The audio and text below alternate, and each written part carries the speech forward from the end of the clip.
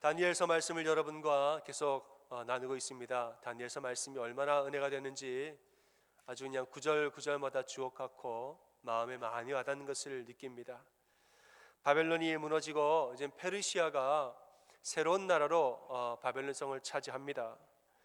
이때 다리오 왕이 페르시아의 초대 왕은 다리오 왕인데, 다리오 왕은 다니엘을 주목합니다. 저 사람이 누구이길래 저렇게 총명한가? 저 사람이 누구이길래 이렇게 똑똑하고 괜찮은가?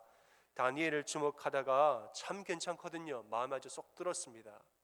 그래서 다니엘을 전국을 다스리는 자로, 말하자면 이 왕 바로 밑에 있는 나의 2인자로 다니엘을 세워야겠다 마음을 먹고 이제 그렇게 하려고 작정을 했습니다. 그런데 주변의 반대가 아주 만만치가 않았습니다. 큰 나라의 왕의 2인자의 자리에 오르는 것은 정치적으로도 굉장히 민감한 일이죠. 주변에 수많은 사람들이 이것을 시기하고 반대하는데 다니엘을 처치하기 위해서 다니엘의 신앙을 이용하게 됩니다. 어느 날 신하들이 왕을 찾아가서 건의를 합니다. 왕이여, 앞으로 30일간 왕이 아닌 다른 신이나 혹은 다른 사람에게 기도하는 자가 있다면 그 사람들을 사자굴에 집어넣는 것을 우리가 한번 하면 어떨까요? 말하자면 지금이 이제 나라의 초기, 제국의 초기이기 때문에 이 초기에는 왕권이 강화되어야 되는 것 아닙니까? 30일 동안의 모든 관심과 모든 이 권력이 왕에게 집중하게 한번 그런 거 하실 필요가 있지 않겠습니까? 우리가 도와드리겠습니다. 신하들이 말합니다. 이렇게 건의하는데 다리오 왕이 흔쾌히 허락했다 말합니다. 오늘 말씀을 읽어보면 메대와 바사는 메대라는 나라와 페르시아의 연합국, 지금 이 나라를 말하는 것인데, 이 메대와 바사의 규례에는 왕의 명령은 신의 명령으로 알기 때문에 취소할 수가 없습니다. 이 사람들은 왕을 신의 이 등급으로 올려놓기 때문에 왕이 내리는 명령은 곧 법입니다. 신의 목소리고 왕은 절대로 틀릴 수가 없는 것이다. 이 원칙이 나라에 있습니다. 그럼 이제 한 번 왕이 명령하면 바꿀 수가 없는 것이기 때문에 이제는 이 왕이 명령을 할 때부터 신중하게 명령을 해야 되는 것이에요. 왕이 결정을 할 때부터 신중하게 결정을 해야 되는 문제가 있는 것이죠. 다리오가 신중하게 결정을 안 내리고 신하들이 말할 때 그냥 흔쾌히 도장을 딱 찍어줬다는 것이죠. 여기에는 뒤에 우리가 알아야 할 정치적인 이유들이 다 있다는 것입니다. 그 얘기를 제가 좀 잠시 하고자 합니다. 지금 우리가 말하는 이 페르시아라고 말하는 이 나라는 좀 더 정확하게 말하자면 메데와 페르시아 두 나라의 연합 제국을 의미합니다. 메데라는 나라가 있고 페르시아라는 나라가 있는데 두 나라는 왕족들의 결혼, 공주랑 누구랑 결혼하고 결혼을 통하여서 왕가의 결혼으로 연합되어진 나라가 되어서 이 둘이 합하여서 바벨론을 물리친 것입니다. 그리고 임시성을 바벨론 성으로 정하였는데 페르시아의 왕은 고레스라는 왕이고 메대의 왕은 다리오라는 왕입니다. 연합제국이었지만 실질적인 힘은 페르시아가 더 가지고 있고 훗날 2년 정도 뒤에 메대는 페르시아라는 나라에 흡수되면서 이제는 완전한 페르시아 제국이 되어버리는 때가 옵니다. 이 과도기적인 2년이라는 이 기간 동안에 이 페르시아의 고레스 왕은 군대를 이끌고 계속 정복 전쟁을 하러 밖으로 돌아다녔습니다. 메대 왕 다리오는 뭐 하냐? 다리오는 바벨론 성에 있으면서 행정을 하기 위해서, 나라를 내실을 치리하기 위해서 다리오 왕을, 메대의 왕 다리오를 명목상의 왕으로 바벨론 성에 임명을 했다는 것이죠. 그러니까 실제 이 연합제국의 법적인 왕은 다리오지만 실제로 모든 실권을 가지고 모든 권력을 장악하고 있는 사람은 저기 가서 전쟁하고 있는 페르시아의 고레스 왕이었다는 것이죠. 이 얘기가 무슨 얘기냐 하면 백성들 사이에서, 그리고 심지어는 왕궁에 있는 여러 신하들도 다리오 왕의 신하가 사실은 아니라는 겁니다. 나라의 과도기적인 이 상황에서 이 나라가 앞으로 누구의 권력으로 들어갈 것인가? 메대 왕이 차지할 건가? 페르시아 왕이 차지할 건가? 아직 결정되지 않은 상황에서, 그러나 페르시아의 고레스 왕이 상당히 큰 권력을 갖고 있는 상황에서 다리오는 오늘날로 쉽게 말하면 바지사장처럼 바벨론의 그 왕궁의 왕으로 임명되어 있던 거죠. 신하들은 다 내 신하가 아니에요. 다 고레스의 신하인 거죠. 백성들도 나를 진짜 왕이라 생각 안 합니다. 그렇기 때문에 다리오는 외국인 출신의 제3의 세력인 다니엘을, 제3의 세력이자 외국인 출신인 다니엘을, 이 총명한 인자를 내 옆에 두려고 했던 것입니다. 신하들이 가만히 보니까 다리오 왕이 자꾸 인재를 영입하고 똑똑한 사람을 주변에 모으고 자기의 힘을 자꾸 키우려고 하는 것을 보이게 됩니다. 다리오가 자꾸 자기 힘을 키우고 자기 사람 만들려고 그러네. 신하들이 보니까 이게 안 되겠거든요. 우리 신하들은 멀리하고 다니엘을 자꾸 옆에 두고 가까이 하려고 그에게 권력을 다 주려 하고, 이 신하들은 긴장하기 시작합니다. 그리고 야, 저 왕을 가만히 두면 안 되겠다 하면서 왕을 위하는 척 하면서 다니엘을 제거하는 것입니다. 왕이여, 지금 나라도 얼마 안 됐으니 당신의 왕권을 강화하기 위해서 다른 신에게 절하지 않도록 저라면 사자굴에 넣는 것으로, 그렇게 하면 어떻겠습니까? 우리가 당신의 왕권을 강화하도록 우리가 도와드리겠습니다. 왕은 이런 신하들의 속내를 모르고 이게 웬일인가, 너희가 내 편을 들어주면 나는 좋지, 이러면서 도장을 찍어준 거예요. 사실은 이게 음모였던 거죠. 왕을 이렇게 도장을 찍게 만들어 놓고 왕이 사랑하는 다니엘을 치려고 정치적인 이 술수를 쓴 것입니다. 지금 메대와 페르시아 이 연합제국의 초기 시절에 제국의 주도권이 메대로 갈지 페르시아로 갈지 알 수 없는 2년간의 과도기적인 시절 가운데에서 왕궁에서 일어나고 있는 주도권 싸움이 뜨겁게 일어나고 있습니다. 왕과 왕 사이에서, 그리고 왕궁의 신하들과 신하들 사이에서 보이지 아니하는 정치적인 싸움들이 치열하게 지금 일어나고 있다는 것이죠. 그리고 이 치열한 두 세력 간의 싸움 가운데서 누가 희생양이 되느냐? 누가 희생양이 됩니까? 제3의 세력 다니엘이 희생이 되는 거예요. 둘이 막 그냥 으르렁거리고 싸우는데 그 사이에 다니엘이 껴가지고 다니엘이 희생양이 되는 것입니다. 왕은 다니엘을 밀고 신하들은 다니엘을 죽이고 고래 싸움에 새우등 터지게 되는 이 상황이 지금 된 것입니다. 다니엘이 새우등 터지게 됐습니다. 지금 다니엘이 고민을 하다가 다 지금 정치적인 지형이 읽혀지는데 고민을 가만히 하고 기도하면서, 하나님, 저는 이 사람도 저 사람도 아니고 저는 하나님만 보고 가겠습니다. 이 조소의 왕의 직인이 찍은 것을 알면서도 집에 돌아가서 예루살렘을 향하여 하루에 3번씩 기도하였습니다. 또 이것은 신하들에게 들켰고 신하들은 바로 왕에게 고발을 하게 됩니다. 다니엘이 지금 절을 했습니다. 다니엘을 죽이소서 말을 하는데 왕이 그때서야 안 거예요.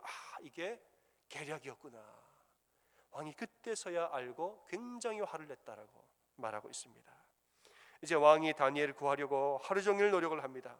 다니엘을 잃어버리면 안 됩니다. 이 사람 내 옆에 있어야 되는데 구하려고 백방으로 알아보고 이런 수를 저런 수를 다 써도 절대 못 구했습니다.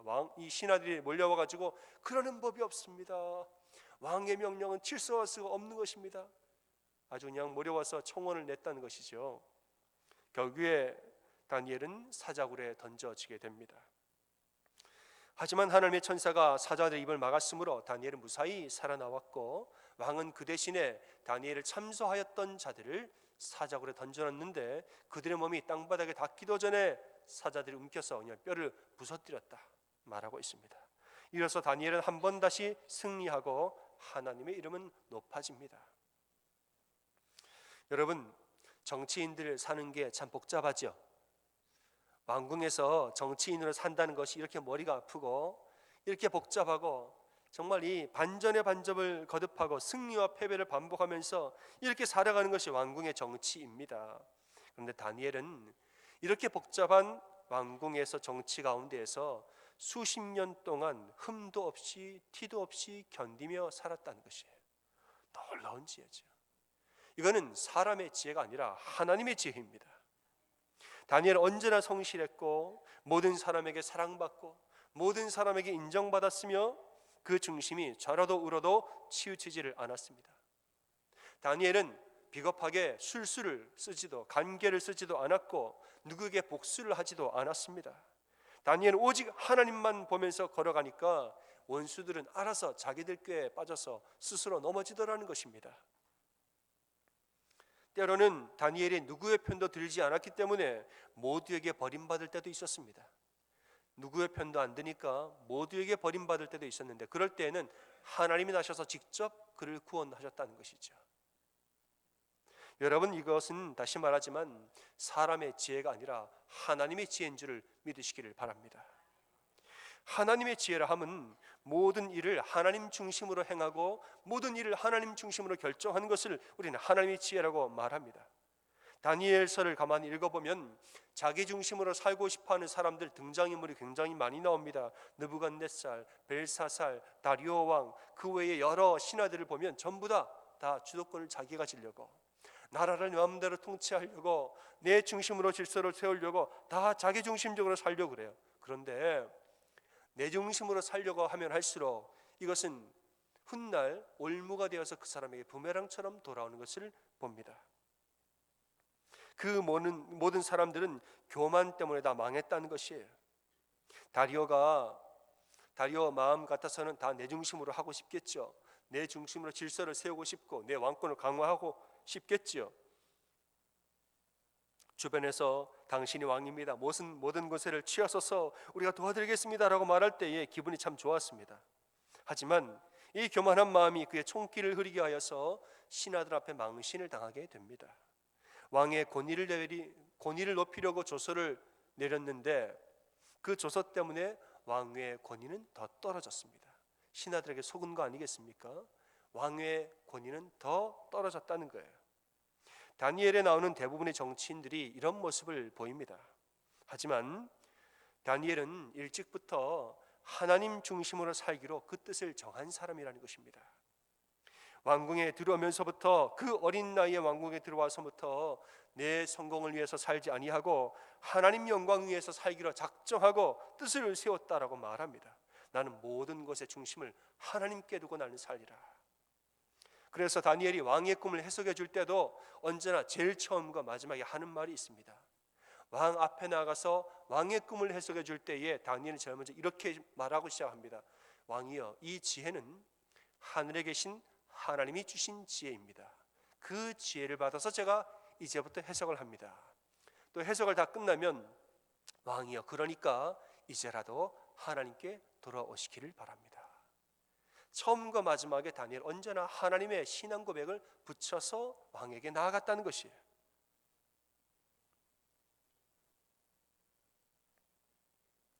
여러분, 하나님 중심으로 사니까, 내 중심이 아니라 하나님 중심으로 사니까 모든 사람에게 겸손하였습니다. 하나님 중심으로 사니까 개인적인 사사로운 욕심을 버리고 공정하게 일을 처리했습니다. 하나님 중심으로 사니까 좌로도 우로도 치우치지 아니하고 중심을 지키고 살더라는 말입니다. 그러니까 이것은 사람의 지혜가 아니라 누구의 지혜입니까? 하나님의 지혜입니다. 여러분, 그리스도인들의 인생은 하나님을 향하여야 하고 우리의 모든 인생의 중심과 인생의 목적은 하나님께 있어야 합니다. 리 고렌 목사님이 쓰신 목적이 이끄는 삶이라는 책이 있습니다. 여기는 우리 인간의 인생의 목적에 대한 이야기를 하고 있습니다. 삶의 목적에 대한 고민은 수천 년 동안 사람들을 혼란스럽게 했다. 혼란의 이유는 우리가 그런 고민들의 출발을 나 자신에서 시작하기 때문이다라고 말합니다. 우리는 다음과 같은 자기중심적인 질문을 던지곤 한다. 나는 무엇이 되기를 원하는가? 인생의 목적을 발견할 때 내가 원하는 게 뭔가, 여기서 출발한다는 거예요. 근데 이 출발이 잘못됐다는 거예요. 나는 뭘 하고 싶은가? 나의 목표와 나의 야망과 나의 미래의 꿈은 무엇인가? 하지만 우리 자신에게만 초점을 맞춘다면 결코 삶의 목적을 찾을 수가 없다. 삶의 목적이란 우리 개인의 성취감, 마음의 평안과 행복감 이상의 것이며 가족과 직업, 그리고 우리의 가장 큰 꿈과 야망보다도 훨씬 더 큰 것이다. 우리가 이 땅에 살고 있는 이유를 알고 싶다면 모든 생각은 하나님으로부터 시작돼야 한다. 왜냐하면 우리는 그분의 목적에 의하여서 그분의 목적을 위하여 창조된 존재이기 때문이다 말을 하고 있습니다. 우리 인생의 목적이 무엇이냐?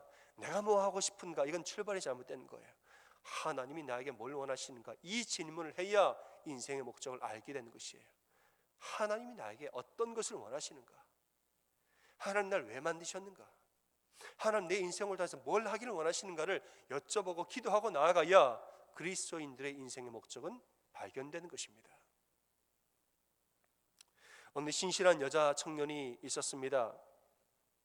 괜찮은 직장에 취직해서 평안하게 잘 살면서 청년의 때에 비교적 괜찮게 또 누릴 수 있는 자유와 기쁨도 다 누리면서 즐겁게 청년 시절을 살아갔습니다. 이 자매가 언제부턴가 예배드리고 은혜 받으면서 마음에 고민이 생겼습니다. 내 인생의 목적은 무엇인가? 라는 질문이 이 자매 마음속에 들기 시작했습니다. 내가 이렇게 직장 다니면서 돈 벌고 결혼해서 사는 건가? 내 인생의 목적은 뭘까? 하나님이 어떻게 생각하실까라는 막연한 궁금증이 생겼습니다. 마침 담임 목사님이 인도하시는 성경 공부반에 들어갔는데 마침 그 또 교재가 목적이 이끄는 삶이었다는 거예요. 내가 이렇게 사는 건가 싶은 고민이 되던 차에 성경 공부반에 들어갔는데 그 교재가 목적이 이끄는 삶이었어요. 이 책을 공부하면서 하나님의 자녀는 내 목적이 아니라 하나님의 목적 따라 살아야 되는 거야. 이것을 알고 깨닫게 됐다는 거예요. 그러면은 하나님 나를 향한 목적은 무엇입니까? 거기에 대해서 궁금하고 기도하기 시작했습니다. 또 그때 마침이 자꾸 나오죠. 또 그때 마침 그쯤에 그 교회에 사역하시던 전도사님이 자꾸 이 자매를 만나서 밥 먹자, 자꾸 이 자매를 보고 어디 가서 같이 이제 일 좀 하자, 자꾸 청했다는 거예요. 그런가 보다 하고 같이 가서 밥 먹으면서 우리 고생하신 전사님 밥 사드려야지, 맛있는 밥 사드리고 전사님 모시고 가서 보양식도 삼계탕 사드리고 골짜기에서 강아지 집에서 맛있는 보양도 해드리고 그렇게 잘 해드렸다는 거지요. 그런데 어느 날 갑자기 전사님이 좀 만나자 그러더니 이 자매에게 결혼하자고 청혼을 했다는 거지요. 평소 같으면은 아이고 사역자 평소 같은 꿈도 못 꿨을 상황인데 마침 나를 향한 하나님의 목적이 무엇인가, 목적이 이끄는 삶에 대해서 공부하고 기도하고 있었던 차였기 때문에 이 문제를 놓고 진지하게 기도하게 됐습니다. 그리고 둘은 결국 기도 응답을 받고 결혼해서 목회자와 사모로 열심히 사역을 하고 있는데 지금은 저 디트로이트에서 사역을 하고 있답니다. 제 아내 얘기죠.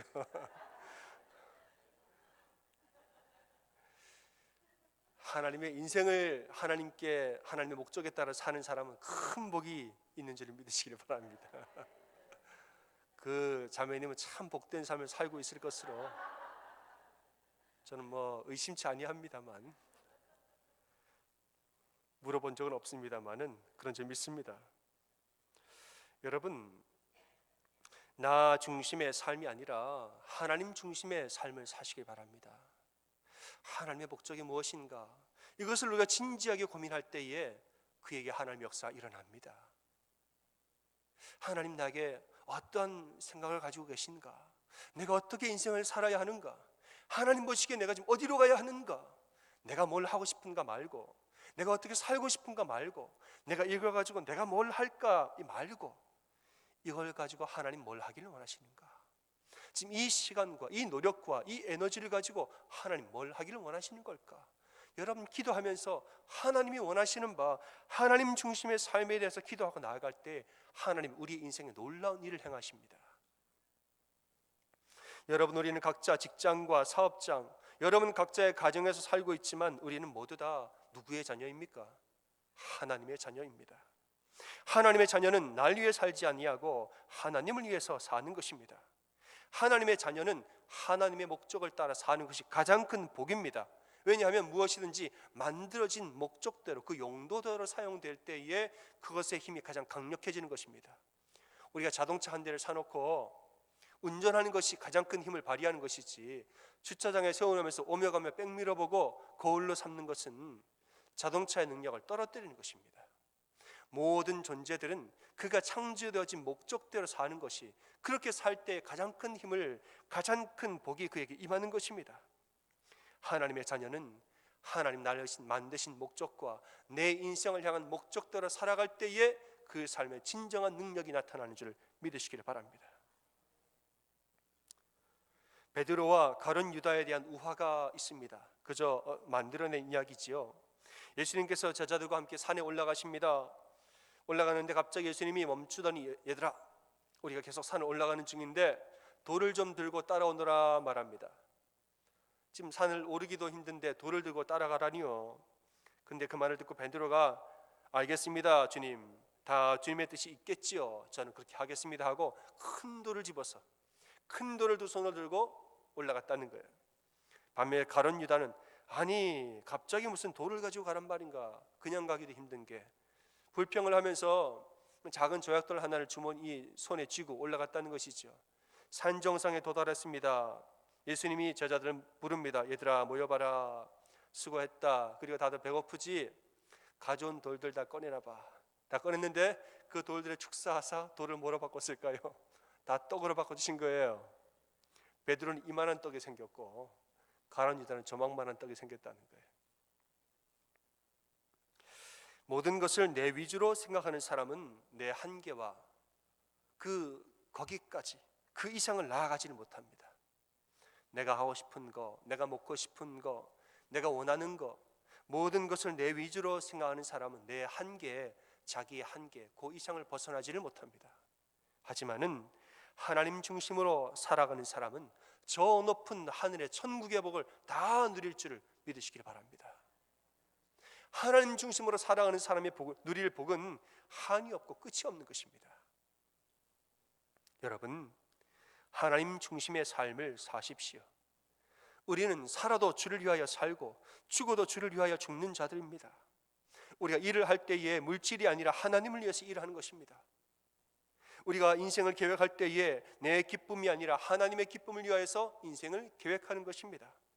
우리가 이제 주어진 이 일주일의 시간을 사용할 때에도 내 위주로 사용하지 아니하고 하나님 원하시는 것을 먼저 사용한다는 것이에요. 이 일주일의 시간을 우리가 관리할 때, 시간을 관리할 때에 내가 이 시간의 우선순위 어디에다 먼저 둘 것인가가 중요한 것입니다. 내가 하고 싶은 거에 우선순위를 두고 내가 하고 싶은 거 다 해봤더니 그 다음 쓸 시간이 없어요. 그래서 하나님께 죄송하다고 하나님 죄송해요, 제가 참 하나님께 가고 싶은데 시간이 없어가지고요 말합니다. 반대예요, 반대. 그렇게 뒤집어져야 됩니다. 하나님 원하시는 것이 무엇인지 먼저 정해놓고 그 사이에 내가 할 수 있는 것, 내가 해야 되는 것을 해야 되는 것이에요. 시간이 바뀌어야 되는 것이에요. 그게 하나님 중심의 삶인 것입니다. 우리에게 허락하신 물질들을 사용할 때에도 나를 위해서 쓰지 아니하고 하나님 원하시는 바가 무엇인가, 하나님 이걸 어떻게 쓰기를 원하시는가에 대해서 여쭤보면서 하나님 마음에 따라 사용해야 되는 것입니다. 우리가 자녀들을 양육할 때에도 부모의 욕심대로 얘는 뭐가 됐으면 좋겠고 쟤는 뭐가 됐으면 좋겠고 내가 막 마음대로 정해놓고 이 아이들을 양육하는 것이 아니라 하나님의 마음이 어떠한가, 이 아이를 향한 하나님의 마음이 어떻고 이 아이를 향한 하나님의 마음은 무엇인가에 대해서 기도하고 하나님 앞에 그들을 내어드리면서 양육해야 되는 것입니다. 로마서 14장 7절과 8절은 이렇게 말씀합니다. 우리 중에 누구든지 자기를 위하여 사는 자가 없고 자기를 위하여 죽는 자도 없도다. 우리가 살아도 주를 위하여 살고 죽어도 주를 위하여 죽나니 그러므로 사나 죽으나 우리는 누구의 것입니까? 주의 것이로다. 아멘. 우리는 사나 죽으나 다 주님의 것입니다. 지금 이 상황은 뭐냐면 로마 교회 안에서 먹고 마시는 것 때문에 논쟁이 좀 있었습니다. 이것은 먹으면 된다 안 된다, 저거는 마시면 된다 안 된다, 이런 것으로 먹고 마시는 논쟁이 있었는데 바울은 그리스도인의 삶이라는 것은 단순히 어떤 음식은 되고 어떤 음식은 안 되고 어떤 음료는 되고 어떤 음료는 안 되고 단순히 그렇게 피상적으로 되고 안 되고 동그라미 X 표시하는 게 우리의 그리스도인의 삶이 아니라는 거예요. 좀 더 근본적인 문제를 바라보라는 것이에요. 뭐냐 하면 우리가 어떤 것을 먹고 안 먹을 때, 어떤 것을 마시고 안 마실 때에는 왜 이것을 내가 먹어야 하는가, 왜 이것을 먹지 말아야 하는가, 하나님이 어떠한 마음을 주셨길래 내가 이걸 마셔야 하는가, 하나님 어떠한 마음을 주셨길래 이걸 마시지 말아야 하는가? 하나님 중심으로 생각하고 근본적인 문제를 우리가 제기해야 된다는 것이에요. 이렇게 볼 때 우리는 모두 다 죽으나 사나 주님의 것이기 때문에 내가 먹고 싶으니까 먹고 내가 마시고 싶으니까 마시고 하면 안 된다는 거예요. 하나님이 원하시면은 먹고 하나님 원치 아니하시면 먹지 말아야 되는 것이에요. 그러니까 사나 죽으나 우리는 주님의 것이로다. 다른 말로 우리의 모든 인생은 하나님 중심으로 살아가야 한다는 것입니다. 이것이 내가 먹고 싶은가가 아니라 이것이 하나님의 덕을 세우는 일인가에 대해서 고민을 먼저 하라는 것입니다.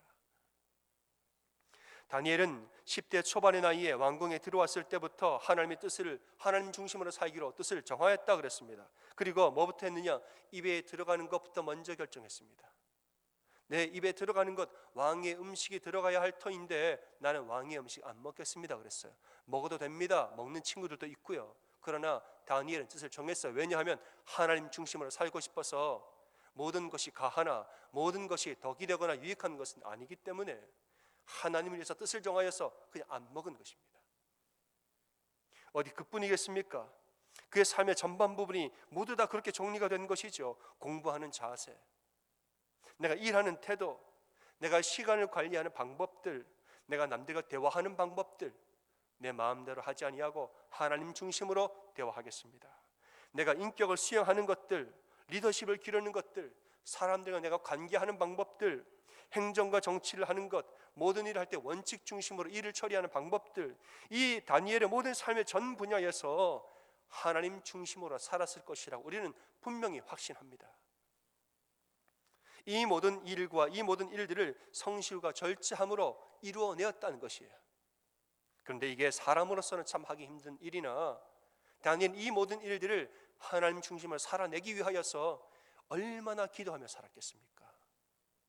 얼마나 기도하고 얼마나 성령님의 도우심을 구하면서 그가 살았겠습니까? 사람의 능력은 안 되는 것이에요.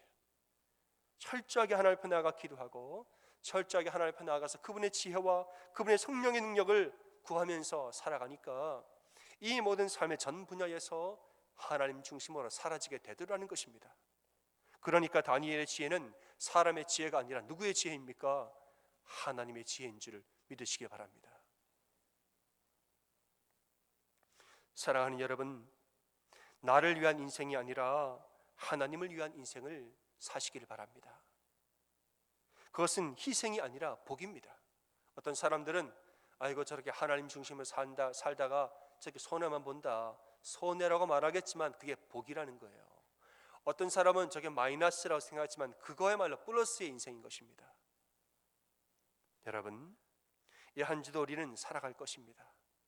이 한 주도 여러분 살아갈 것인데 우리의 모든 시간들, 나의 모든 언행과 나의 심사들, 모든 것에서 하나님 중심으로 사는 여러분 다 되시기를 주님의 이름으로 축원합니다.